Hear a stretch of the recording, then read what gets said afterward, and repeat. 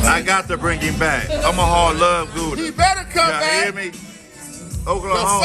The 402, baby. In this bitch We represent. love this nigga. Oklahoma, we love y'all niggas. We love him. He coming back. GUDA man was the truth, goddammit.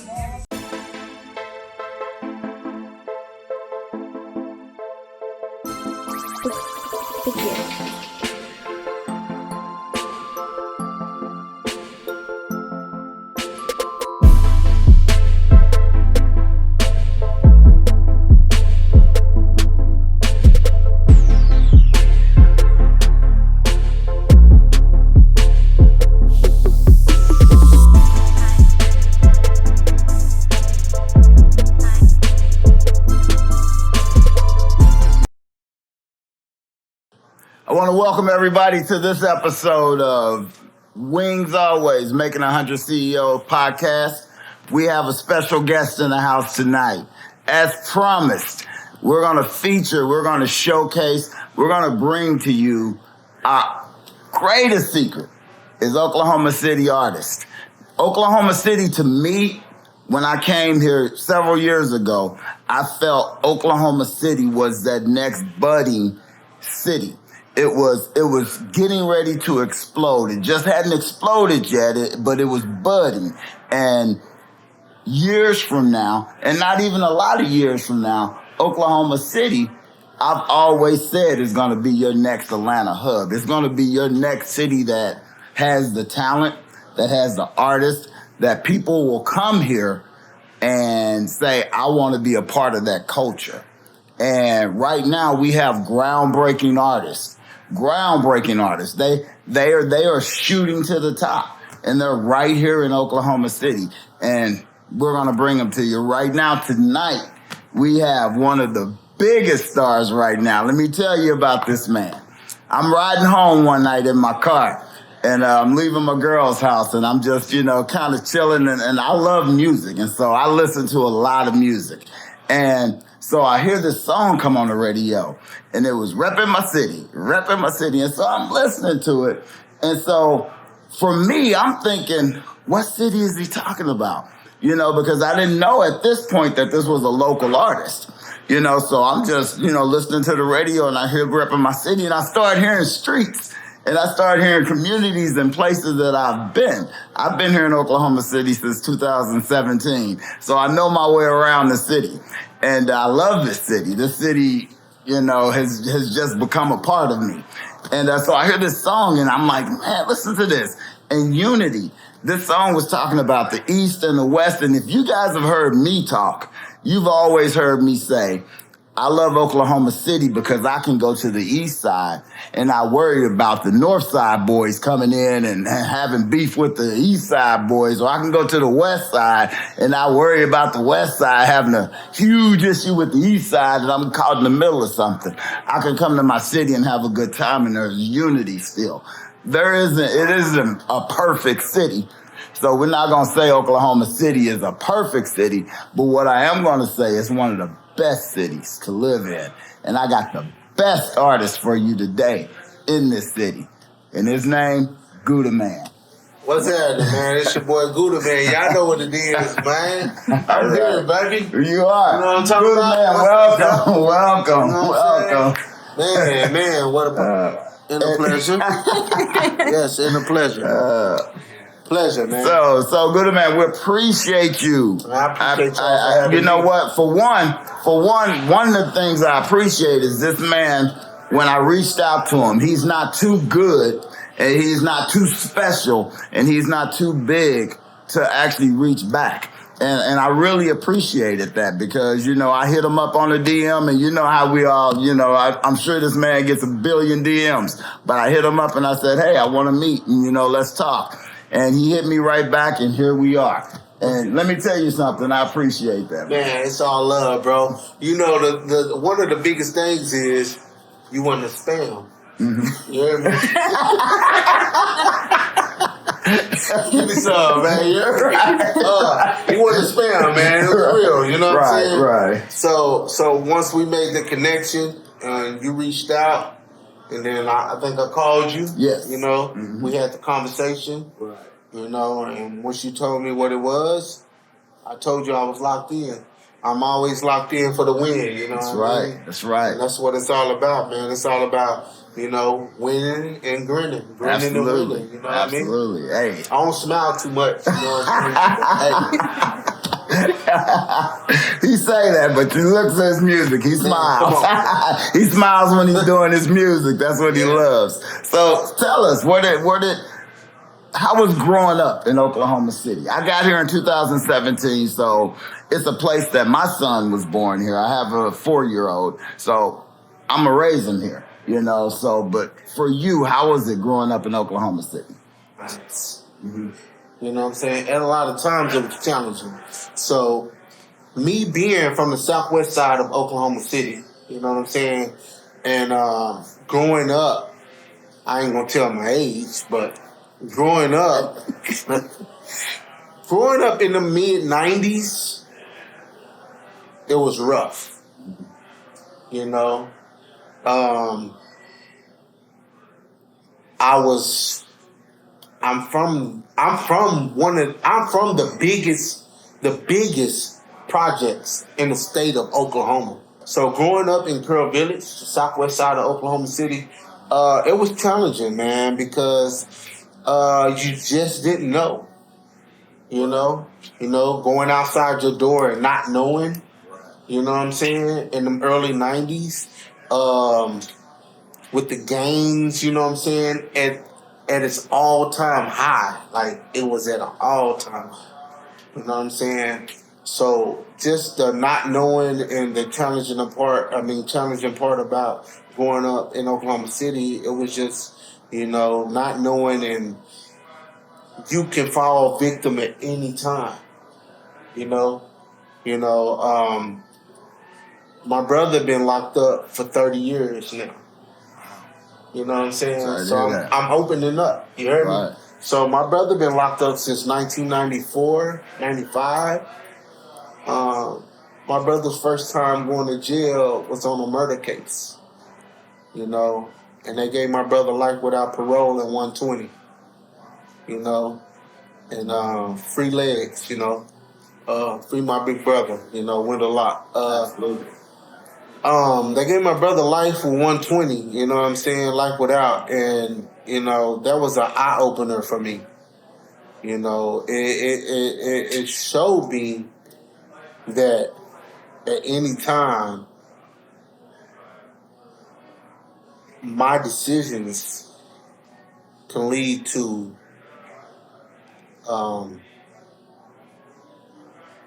undesirable consequences. But music, it gave me an outlet, you know. So growing up in the city, man, it was challenging. I mean, statistically, like, we wasn't supposed to make it past 21. 25. Yeah. 21. You're right. I'm not gonna say 25, 21. Mm-hmm. 25 years old. You made it, you know, out of I got homies and friends that's been wiped out. You know what I'm saying, from the system. Right. So just, you know, growing up in Oklahoma City, and that's just not the south side, that's the east side, west side, north side. You know what I'm saying? Like, it's someone who has the same story that I have. Right. You know what I'm saying? But don't have the platform to really speak on it. Right. You know? So it was challenging. Very challenging. Okay. So when did you first fall in love with music? What gave you your inspiration to start doing music? So, man, I fell in love with music. I think I was 8 or 9 years old. So I fell in love with music. Like I say, growing up back in my hood, you know, hoods used to have centers, recreation centers. Mm-hmm. And we had a recreation center there, and they threw a big talent show for all the recreation centers in the city. Right. This was like 88, 87, 88. And me and my homeboy Ice Water, we performed LL Cool J I'm Bad in front of about 2,000 people. because this event that they had it at the Civic Center. Right. Downtown. The old Civic Center before they remodeled. Okay. So these Bluebird buses, you know what I'm saying? The activity buses that kids use for activities. Those buses used to come to these centers and haul us to the Civic Center for this event. Right. And you had these different categories, just like you do now. So it was dance, rap, singing, you know, all these different. Well, at this age, I heard LL Cool J, I'm Bad. So, man, when I heard it, I was just like, whoa.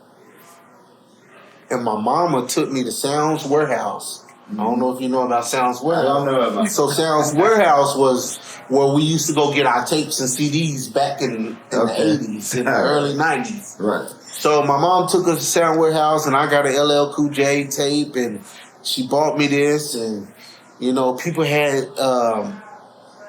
were listening to other things, but this is what really just focused me in on the music. So I was like, oh, okay, LL.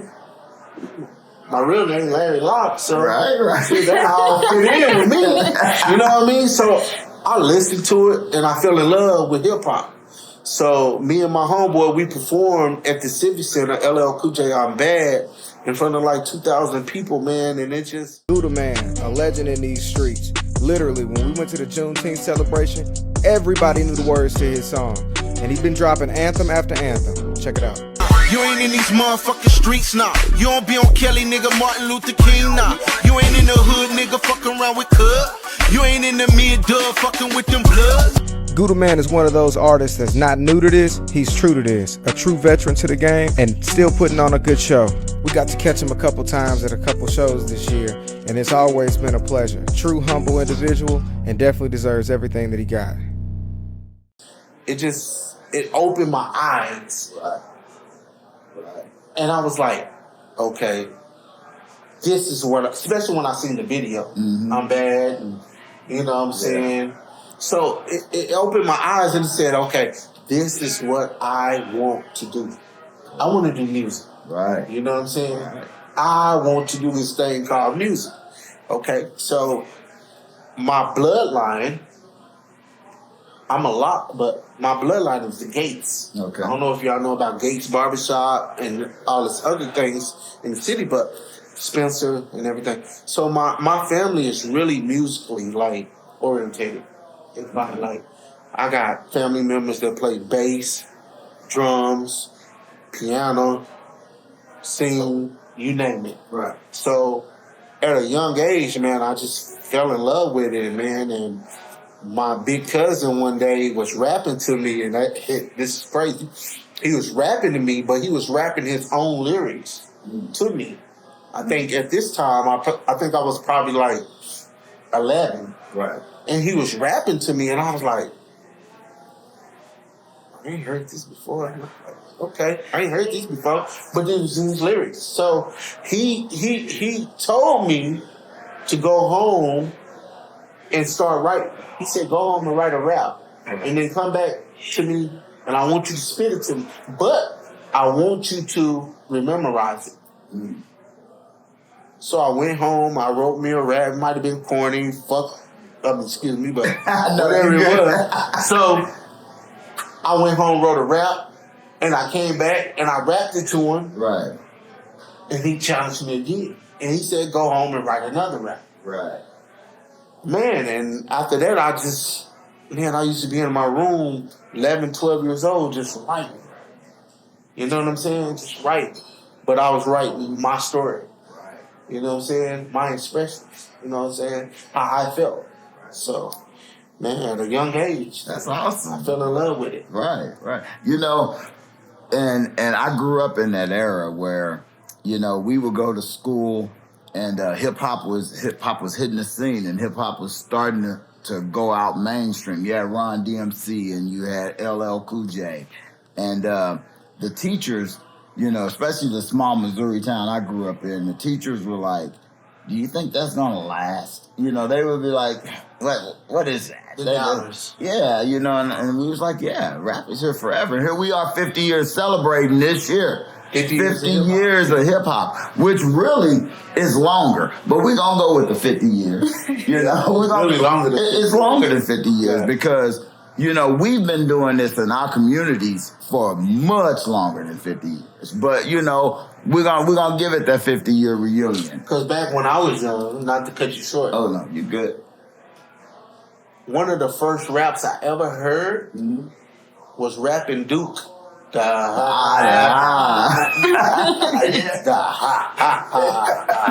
that was one of the first raps I ever heard. Right. And my dad, rest in peace, my stepdad, you know, my father, he was from Palestine, Texas. Mm-hmm.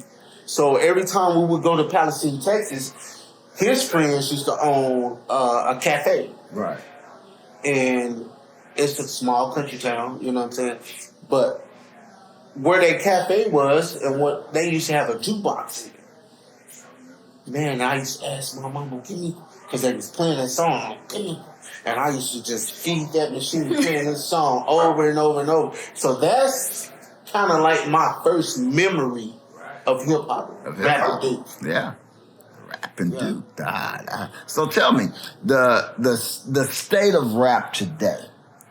We have a lot of, you know, for instance, King Von. I never even heard of King Von until he passed. Rest his soul, you know. And, you know, it seems to be rap now is going in a direction that Mo 3 from Dallas, you know. It seems that rap is going in a direction that we're bringing the streets to the music, and we're bringing the lyrics that are behind the streets. So it's dangerous now. How do you feel about that? Do you feel that being an artist is more dangerous, or do you feel that just it's the lifestyle? You only talk about how you was raised and where you come from. Right. You know? Some of these guys, along with myself, along with others, not only just from Dallas, Chicago, wherever, but Oklahoma City. You talk about how you was raised and where you come from. Right. So it's a sad situation because they have so much more to give. Man. I was fortunate enough to do a show with Mo 3 at IC Vincent. Awesome. Ray Brown brought him. Mm-hmm. And rest in peace, Ray Brown. Ray Brown brought him to IC Vincent, and he called me and asked me to open up, and I opened up for Mo 3. And the guy was talented. Although Dallas is like my second home. Like, my grandma and them been there since 88. Right. You know what I mean? Mm-hmm. I done went to school in Dallas, you know what I'm saying? All that. But, you know, just to see him go so soon, King Von to go so soon, Tupac went too soon, you know? Biggie went too soon. Music saved my life. That's awesome. You know what I'm saying? Because that was an outlet for me. Right. To express myself. Right. You know what I'm saying? And you do it well. I appreciate you do it well, bro. I appreciate that, bro. Mm-hmm. So as far as with your music, what type of audience are you gearing your music towards? Is it like everyone, or is it you're trying to motivate or even guide some, you know, the younger generation, or just everybody to just, you know, come together? Well, I don't categorize my music. Mm-hmm. You know what I'm saying? Because I make music for everybody. I dropped the song in 2012. My Baby Don't Stand No Cheating. I like that. That's my second favorite one, by the way. So let me tell you. I dropped that song in 2012, and this is 2023. Right? Cutter Classics. So what's that? 11 years? 11 years. And I can walk in any club and they still play it. I look on social media. I got people tagging me. They playing it at birthday parties. They playing it at weddings. They playing it at, man, you name it. I got people that, and this is no cap. This is no cap. I got people inboxing me and DMing me to perform at their kids' birthday parties. You know what I'm saying? This song. You know what I'm saying? Like, it's a generational song. And I knew it,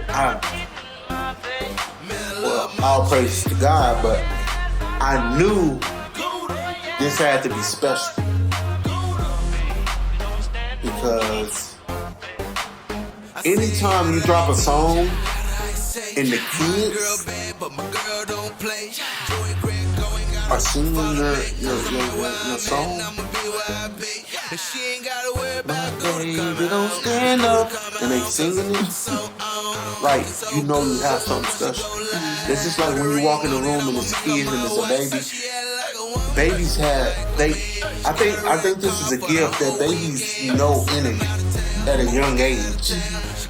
You know what I mean? This is something that's gifted. You know what I'm saying? To babies. Like, if you go pick up a baby and the baby start crying, they're not feeling you.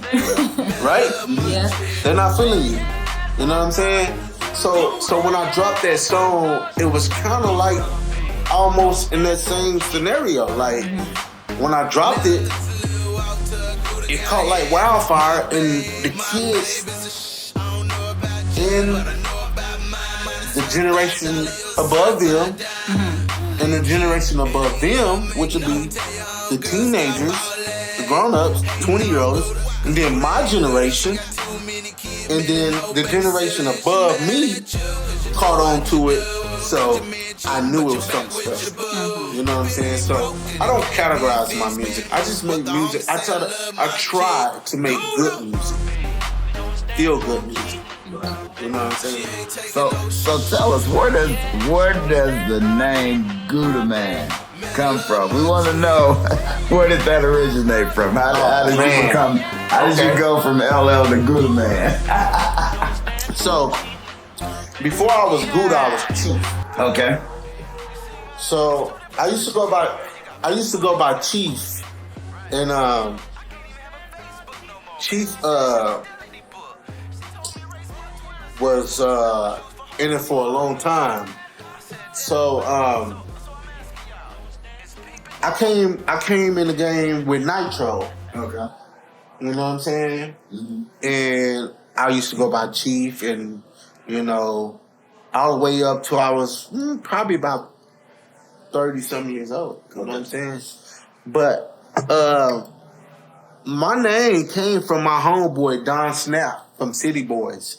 So shout out to Don Snap, man. All right, Don. Because Don Snap from City Boys, we actually was working together. And I was telling her, we used to build these big Cox cable trucks and stuff like that. And one day, Don Snap, he used to always look at me at work, and I was like, man, I know him somewhere. You know what I'm saying? Right. But with the street politics, when I was with Presidential Trap House, and this was after the Nitro situation, me and, we wasn't really messing with a lot of people. Right. You know what I'm saying? We kept it in-house.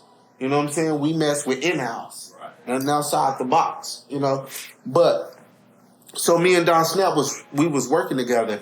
And then one day we was at work, and we got to know each other, and was like, all right, cool, yeah. So I ended up bringing, and they used to have a little CD player at work. So I have a CD of instrumentals, and I bring it to work. Right. And when I bring it to work, me and him, we fixing these big Cox cable trucks, and I'm talking about we decaling them and everything else, and we would freestyle. Okay. And one day I was freestyling, and we was rapping and stuff. We took a break. He was like, man, me and you need to we should do an album together. I was like, okay. And I said, well, if we do an album together, I'm not going to go by Chief. Because at this time, man, Chief was the, rapper, dope dealer, baby daddy. I was all of it. Right. At this time, I'm just like, okay, so I'm going to have to switch this up. So one day we was freestyling, and I can't remember exactly what I was saying, but I was freestyling, and I ended up saying, yeah, GUDA want that guap, that cheese, da. And he was like, he came back in, he was like, yeah, my boy GUDA on the da. And I was like, yeah, you know what I mean? Yeah, GUDA, you know what I'm saying? And he kept going, so I put the man to it. So GUDA man, I put that to it. But actually, Don Snap from City Boys gave me my name. You know what I'm saying? So shout out to Don Snap, you know what I'm saying, my brother. All right, Don. Yes, sir. We appreciate that. Yeah. We appreciate it. What you got over there, Empress? What do you want to ask? Let's see. I know she's itching. Empress is itching over there. Nothing's off limits. Nothing's off limits tonight. All right, we got it all. Okay, so we talked about how you grew up and everything like that. So in your music, what message are you trying to send to people that listen to it? What message are you trying to portray? Well, at the end of the day, I make music for me. I don't portray anything because what you see and what you hear is what you get from me. It's all authentic. Nothing's duplicated. Nothing's like carbon copy. I don't know nothing about it. You know what I mean? So with my music, and respectfully, I say this, okay? I just make music to make people feel good. I want them to always feel good, and I want them to always say, "Okay, GUDA, I can listen to him." You know what I'm saying? Because a lot of these rappers and these entertainers out here, a lot of people can't listen to. And don't want to listen to. You know what I'm saying? So if you're asking me about the message, my message is a little kid from the southwest side of Oklahoma City making music that you can enjoy. That's my message. You know what I'm saying? And like I said earlier, it's someone on the east side, west side, north side that has the same perspective as I do, but don't have the platform. So my music and my message is to always just to know that you can. You know what I mean? Because when other people give up on you, never give up on yourself. You know what I'm saying? Awesome. So I've never given up on myself. Right. You know what I'm saying? When all the odds is against me, nobody believe in me. I believe in myself. I like it. So I'm gonna piggyback off that with rapping. You know, your single that's out now and it's on the radio. Shout out to 103.5. Shout man. out to 103. I love Let me tell you something. man. 103.5, I gotta get the DJs on here and we gotta chop it up too. Come on, because man. they really are for the streets. And you go to a lot of cities and you just don't have that support. Everything is so corporate now that you just don't have that support. But actually, 103.5. And I've been rocking with them when he said was Power Jam 1140. Okay. You understand what I'm saying? As a youngster. Shout out to the Perrys. 103.5, man, is actually, it's probably one of the best platforms as local artists that we can really get. So, You know what I'm Let's saying? even have that. Excuse me. Because I don't like to say local artists. Homegrown artists. All right. Local, I don't view nobody as local, man. Homegrown artists is probably one of the best platforms that we have. Because without radio, LL said it back in the day. You can't without my radio. We wouldn't be having this conversation right now. So without radio. So radio is such a big part of music culture. Right. So 103.5 and the Perrys, man, they actually giving you a platform. So when they call you up to do these Juneteenth and they give you these time slots, man, make those time slots. Absolutely.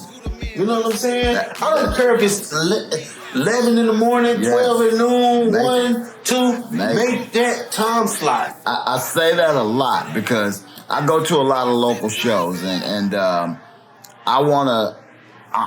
looking for that next best artist. I'm looking for that next best thing. And one of the things that I want to see when I'm in, because no one knows who I am yet, you know, but I like it that way because I can be in that audience and I can see what's coming up next. And one of the things that I want to see when I'm in the show is I want to see an artist who has gone from putting it on paper to putting it on wax, what we used to say back in the day, to putting it, to performing it. But don't just stand there. Perform that song. When you're on stage and when you got eyes on you, be your best.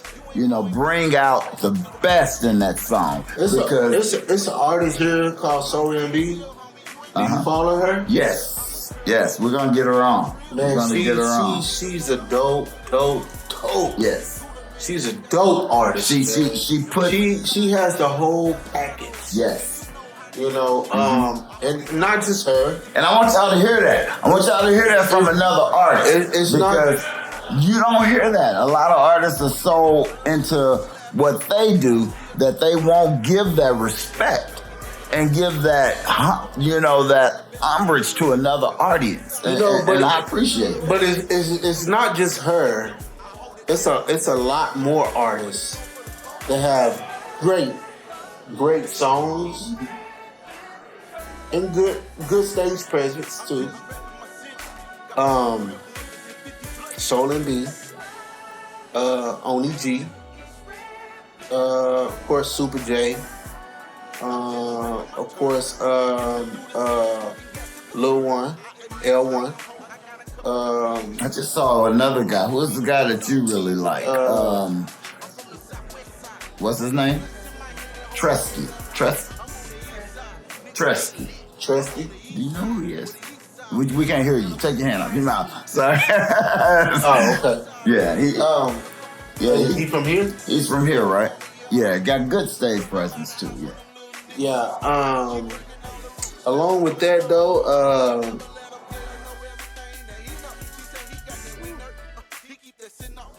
I know I'm forgetting some people, you know, but it's a lot of artists that has great songs and good stage presence. But they just, like with the city, you have to sometimes take it up another notch. You have to take it up a notch. You know what I'm saying? You have to take it up a notch. Not criticizing. I don't criticize no artists. I don't even speak on a lot of artists. Right. Sometimes I just hold everything in and just watch from a distance. I'm very observant. Right. You know what I'm saying? I think that's one of my things growing up, that I was very observant and I could just pay attention to people and artists and just know, like, as an artist myself and being in the game for so long, you gotta think, I've been in this game over 20 plus years. So I know who has the it and who don't have the it. Right. You know what I'm saying? Right. But that ain't me shitting. But that ain't me shitting on nobody. Right. That's just me knowing. Okay, he got it. She got it. Oh, it's a bad move, huh? You know what I'm saying? It's just me just being a student Right. of the game for so long. Right. But Oklahoma actually has some dope artists. I'm glad I'm not the only one that sees that. Excuse me, Snake G. Snake G. Man, Snake G was hard, man. Uh-huh. He was hard. Like, Snake G, like, man, it's... my boy Rock Bottom, like, he's so lyrically, like, Jay French, JB, like, you gotta understand, everybody's music ain't for everybody. Right. You know, but when you have music that's good, them people that's for you is gonna be for you. You know what I'm saying? Them people who support that like your music is gonna support your music. Right. You know what I'm saying?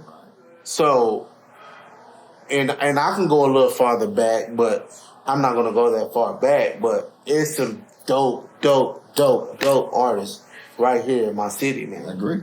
And that was really one of the things I was going to say. Where do you see Oklahoma City and the music scene going from this point forward? Do you see that growth? Do you see it elevating, or do you see it being stagnant?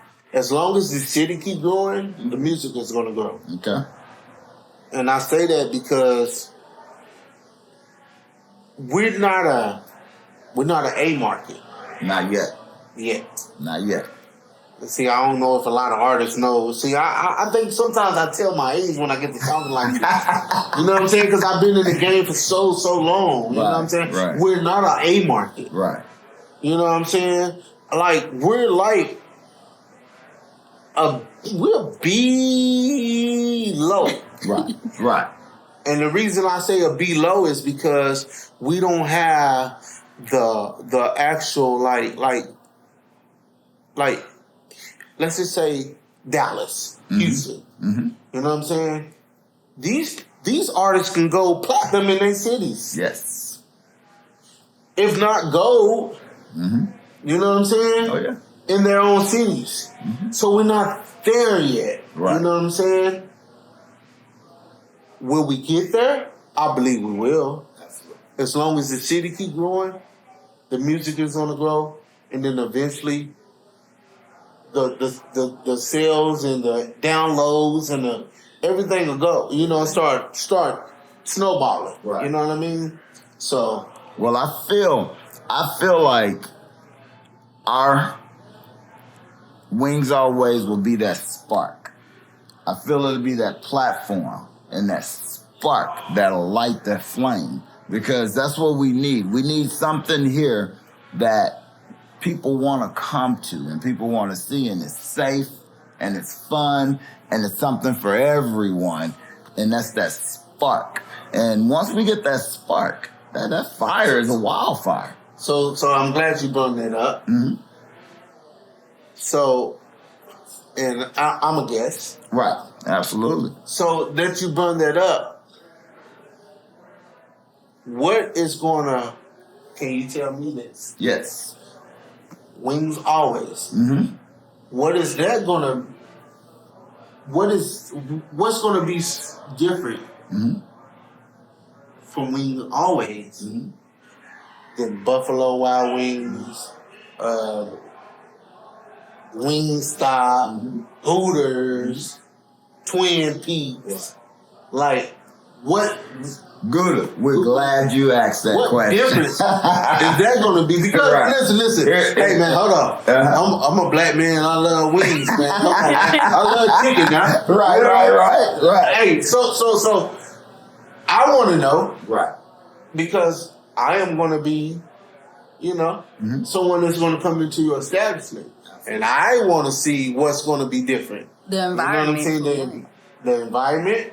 So for Wingz Alwayz, my name is Zeffelin-Wrice. I began my restaurant career when I was 15 years old. I started in fast food, but casual dining is where I fell in love with the business.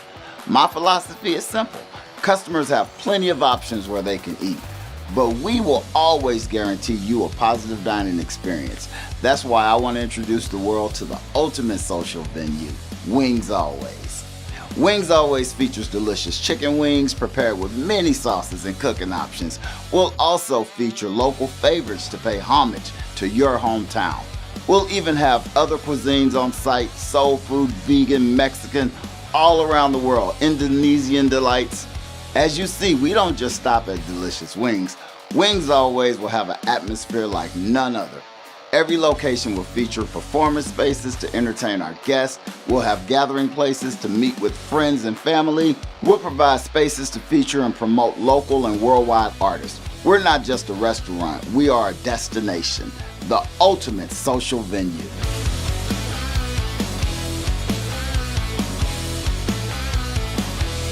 How we construct our locations and their impact on our environment is also our top priority. Wingz Alwayz locations are engineered from recyclable shipping containers. These sustainable building blocks are structurally sound and environmentally friendly. Finally, the most exciting facet of our brand is our radical approach to ownership. It's not all about how much money you have in your bank account. Potential owners can provide a sweat equity investment to qualify for their ownership. Franchisees will invest their time and their energy in a rigorous leadership training program. So if you qualify to work at a Wingz Alwayz, you qualify to own a Wingz Alwayz franchise. We want to go beyond serving our communities to building our community. Friends, family, customers, anyone I've come in contact with, you have felt the excitement of this project and understand the time, the patience, and the attention to details that I've put into this. Please help make this dream our reality. $50 is a great start, but anything helps. This project takes a great deal to fund, so please share and challenge all of your friends and family to join in this ultimate social venue that will be like no other, and only you will be responsible for making it possible. Thank you in advance, and I look forward to working for you.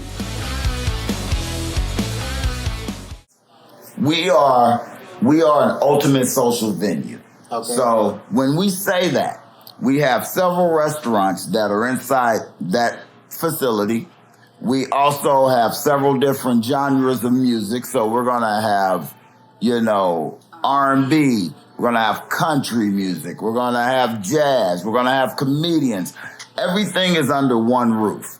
And the people who perform, for one, every city that we go into, the thing about Wingz Alwayz is we're connecting cities together. So Oklahoma is our first city, and we're going to connect cities together. So our local owners will be franchise owners who are local people in that city that you will get to know. So Wingz Alwayz Oklahoma City will have its homage. Wingz Alwayz Dallas, Wingz Alwayz Houston, Wingz Alwayz, California. Wherever we grow, it's all a connection, and they're all ultimate social venues. So those social venues will feature art in its purest form, but we will demand that our artists perform.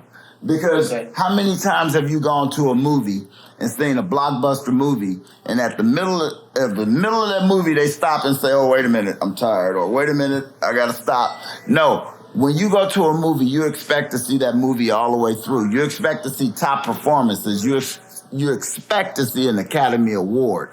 So when our artists come to the stage, and when we feature our artists and they come to that stage, that's what you're gonna get.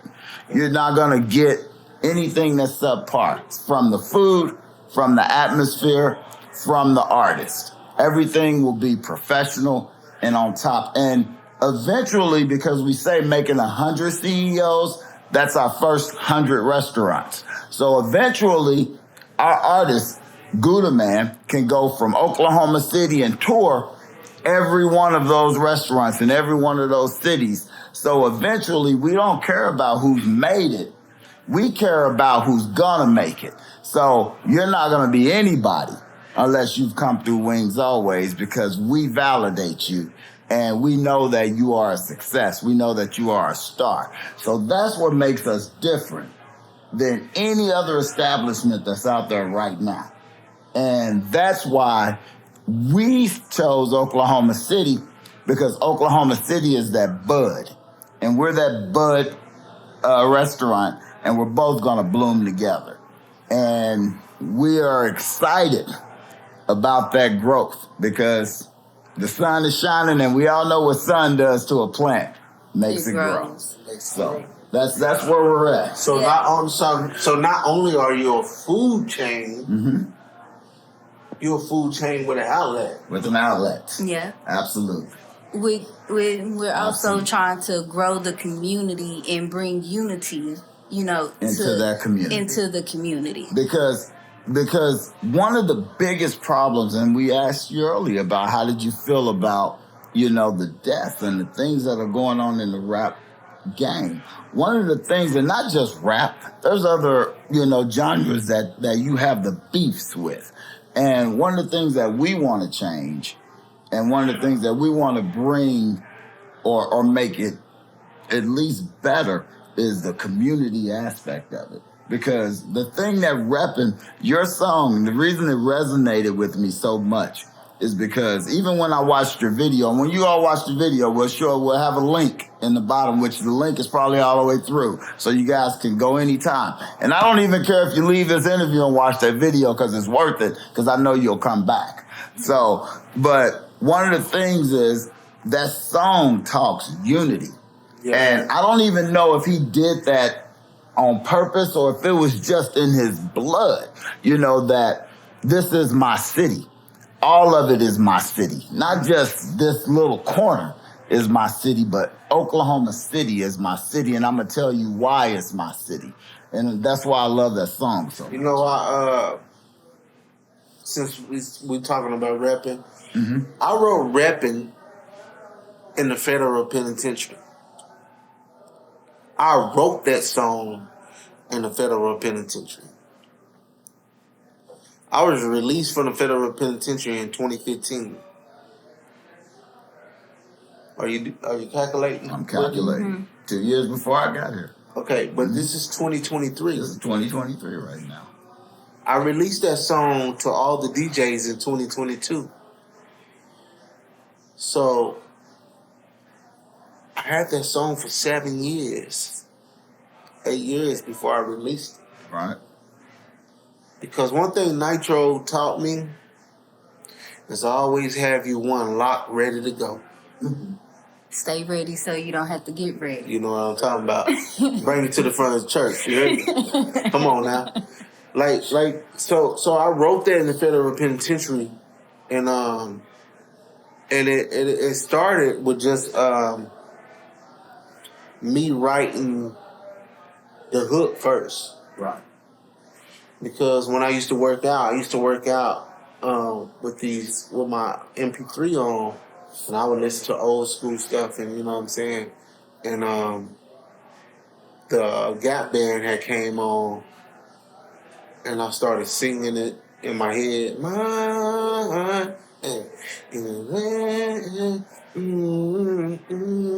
know what I'm saying? So once I got that, so I went back and I started writing. And my first bars was, "You ain't in these fucking streets." And I stopped. So then I had to start saying, like, okay, so where you gonna go from there? You know what I'm saying? So I had to ask myself, like, where you gonna go from there? Right. You know what I'm saying? Yeah. So I was like, okay, you ain't in the street. No, you don't be on Kelly, nigga, Martin Luther King. And I stopped. And you know why I stopped? Because when I said you ain't from these motherfucking streets, nah, you don't be on Kelly, nigga, Martin Luther King, I stopped because I'm from the Southwest side. When you talking about the East Side. But I'm talking about the East Side. But you know what? I don't make music just for my hood, so I kept going.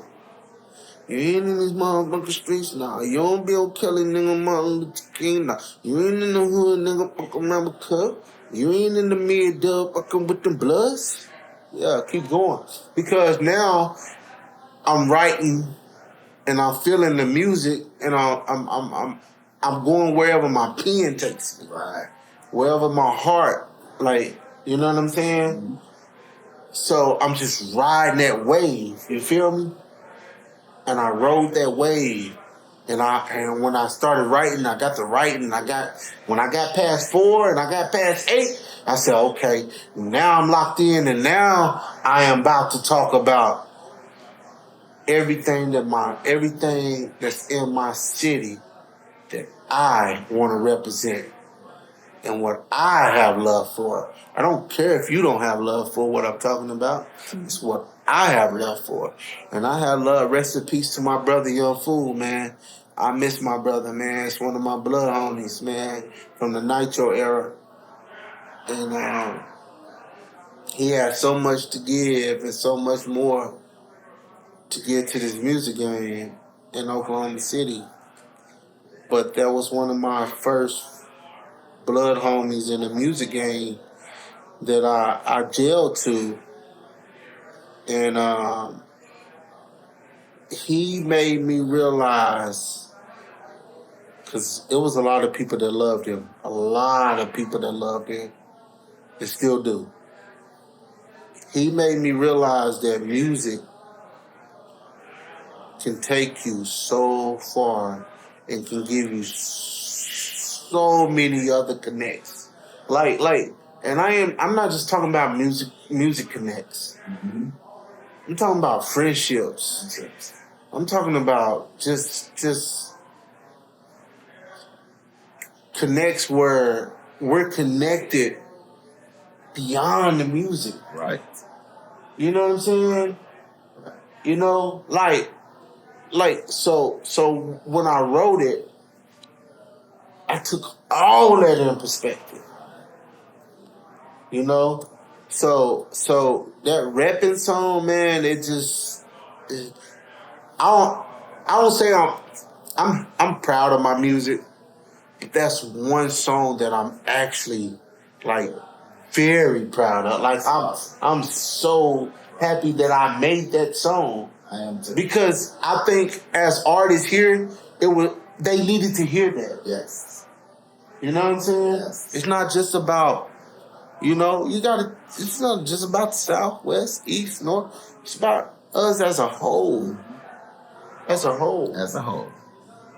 Yes. You know? So, thinking back on, your childhood, growing up, and your life experiences, with all the knowledge that you've gained as far as the music, life, the industry, business, and so forth, what advice would you give to your younger self and even younger people who are looking to advance their life in a positive direction?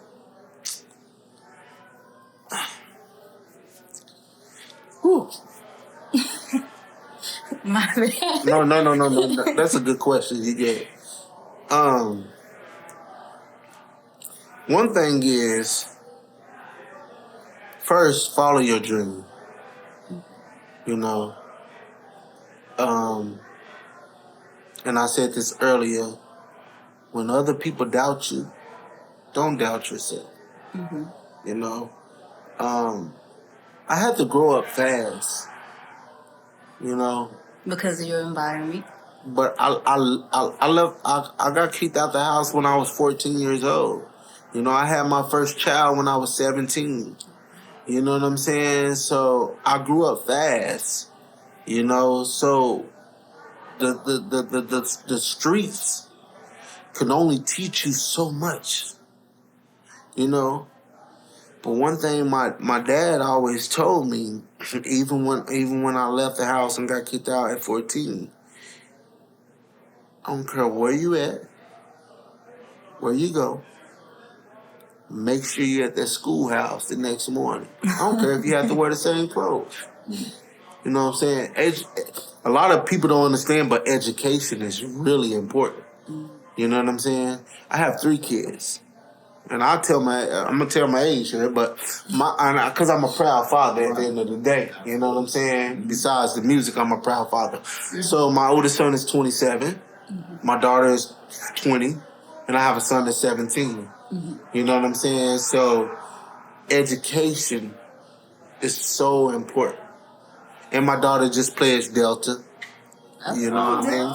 So I love you, baby. You know what I mean? So my daughter's a Delta. She just plays, you know what I'm saying? Just crossed over. You know, and I cried. You know, I cried. You know, this is my first experience with this, you know, and I cried, you know. Man, I love all my kids the same. I love them all. No one's different. No one gets special treatment, none of that. I love them all the same. You know, but being there for when my daughter just crossed over at OSU, Stillwater, she go to OSU, you know what I'm saying?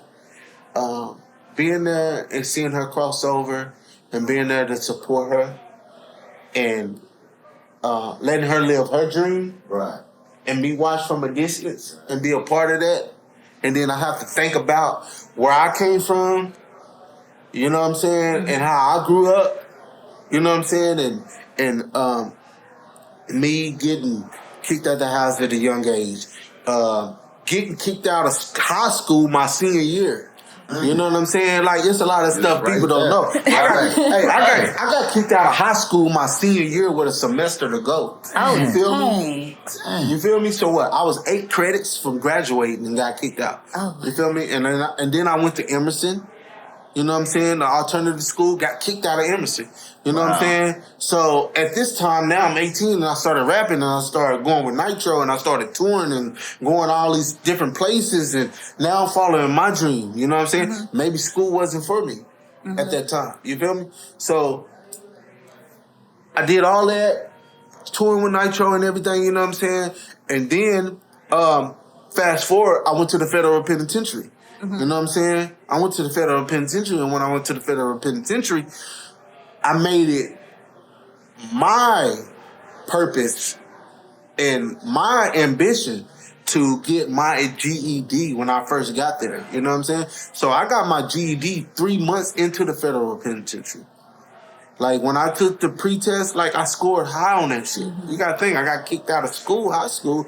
My second I had a semester to go to high school. Yeah. So I knew everything all the way up to damn near calculus. You know what I'm saying? So when I took the pretest in prison, like, I scored high on that shit. Like, I even knew algebra 1, 2, geometry. Like, I knew that shit. You know what I'm saying? Let it hold you back. You feel me? You was gonna use it as a stepping stone. You hear me? So I say this to say this. I mean, say that to say this. Even when I got kicked out and all that other stuff, and now I look at my kids, you know what I'm saying? And I see my daughter, she's a junior at Old State, you feel me? And she's studying sports science. Just to see her, and then I have a grandson, I have a 4-year-old grandson, you know what I'm saying? And see my youngest son, he go to PC North, you know, he play football, basketball, you know what I'm saying? But just to see my kids excel in what they want to do, you know what I'm saying? That's a blessing to me. You know what I'm saying? So I didn't graduate, you know? But watching my kids do what they love to do and just let daddy be a part of it. And let me watch it, you know what I mean? So I cried, you know what I'm saying? So when my daughter did all that pleasure, man, and I recorded it, and I teared up, man. I was like, It's so funny you say that, because just last night we was watching Deltas, you know, go over on YouTube. You know, we watching the Nukes, because I'm a Nuke, and so we was watching the Nukes and the Deltas, like, go over. So that's a beautiful feeling. It is, man. It's a beautiful feeling. You know? So tell me this, GUDA. You got the world watching you right now. Okay. What do you want the world to know about GUDA, man? You tell the world what you want them to know. What I want the world to know about GUDA, man. You're looking at a guy that's fair. You're looking at a guy that's humble. You're looking at a guy that's been there. You're looking at a guy who, if I could change the world, I would. You know, you got so much stuff going on in the world right now. You have wars, unjustified. That's my belief. You know, you have a lot of homeless people. You know what I mean? You got people, man, it's 29, 30 degrees outside right now. Don't know where they're going to sleep at. Don't know where they're going to eat at. You know what I'm saying? Like, you're looking at a guy with a good heart. You know?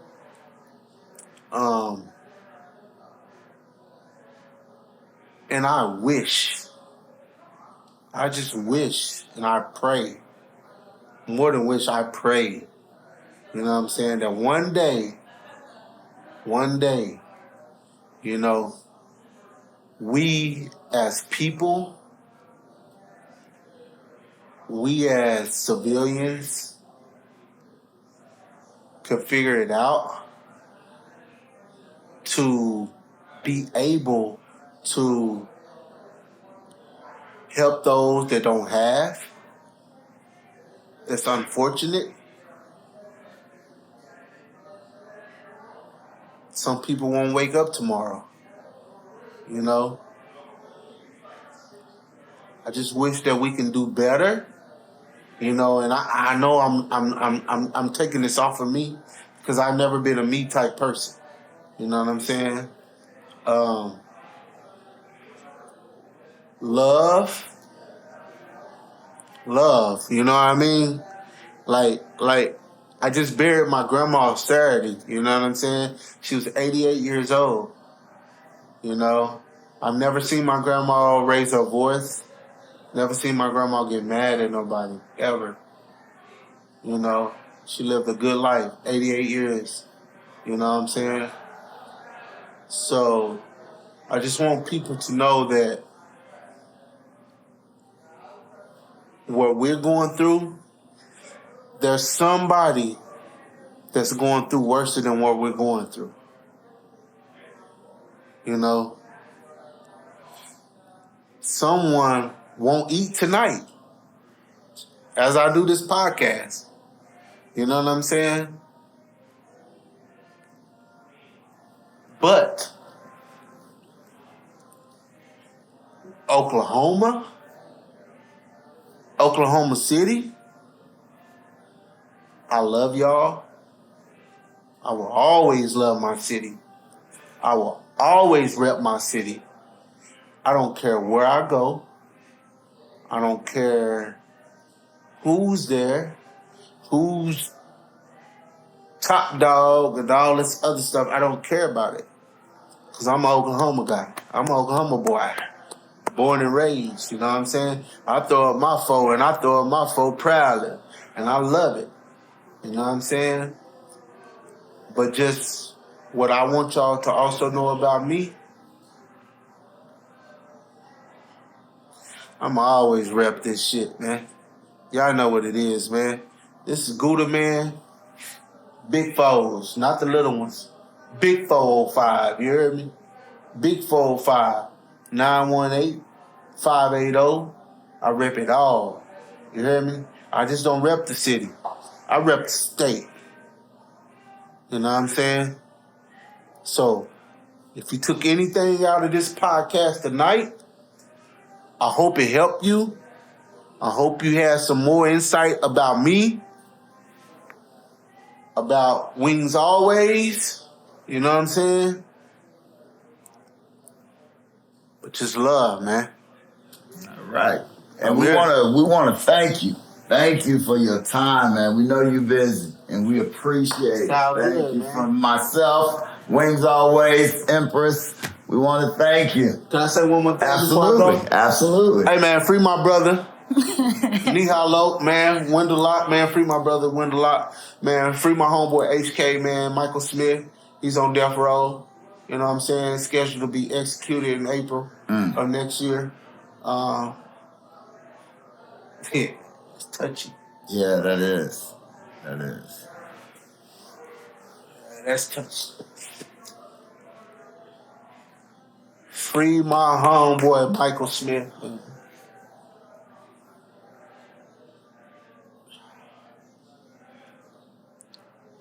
Some things we can't change. Some things we can change. But at some point in time, we have to stand up and stand for something. You know? So,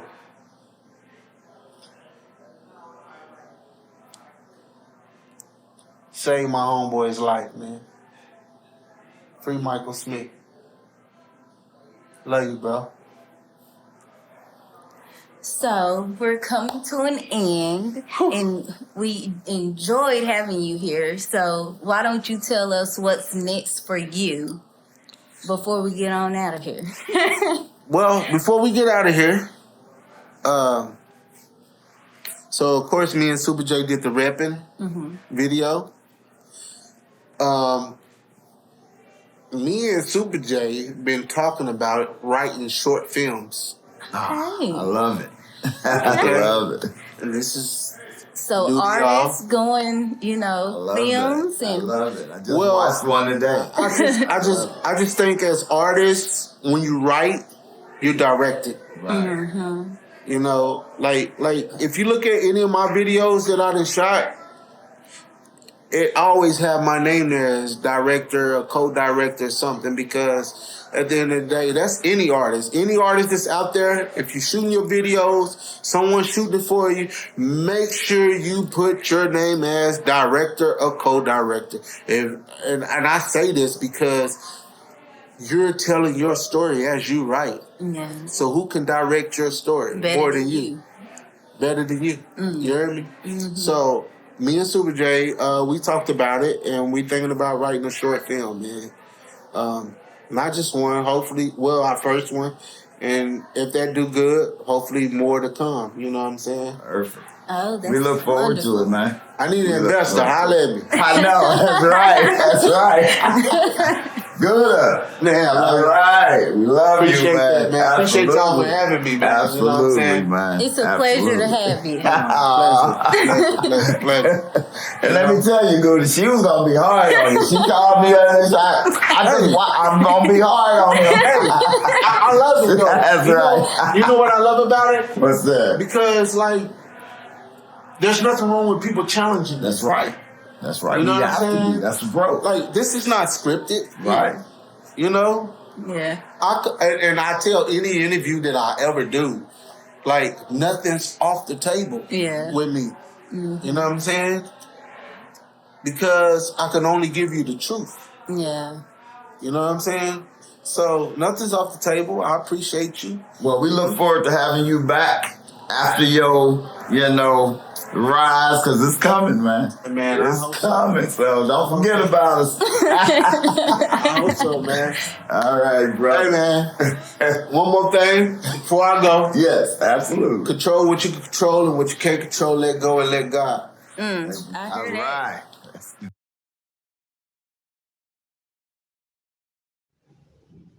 My name is Michael Dwayne Smith. I am an innocent black man that's on Oklahoma's death row. I was sentenced to death by an all-white jury in Oklahoma City on September 19th of 2003 for some murders that I didn't commit, based solely on coerced testimony and a false confession that I gave to homicide detectives after an unauthorized release from Suicide Watch while I was high on PCP. I'm innocent. I got taken advantage of while I was in a delusional state of mind by detectives. They got a statement from a mental patient and used that statement to sentence that mental patient to death and covered it up by withholding suicide records and testifying falsely that I was never on suicide watch, and the sole purpose for me being sent to medical was for restraints. But newly discovered medical records show that I was on suicide watch and that I was released from suicide watch after less than 24 hours of observation and with only 2 hours of sleep. And I was never seen by a psych doctor or anyone for mental health before being released into general population, which is policy.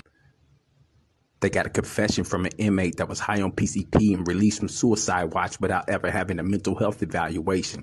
At the time of my interrogation, I should have still been under observation. I'm innocent.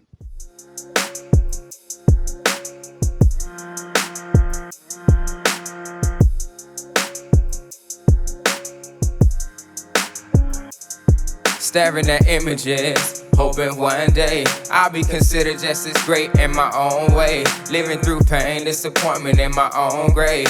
Hard to trust we got your back when you lonely. I'll be alright though, just like always. Whole life been a battle, that's a war on every page. Faded memories, except the hard ones that traumatized me in life. I know y'all got some. Can't shake the pain I endure, but I can't run. Can't change my past that I live, so I move on.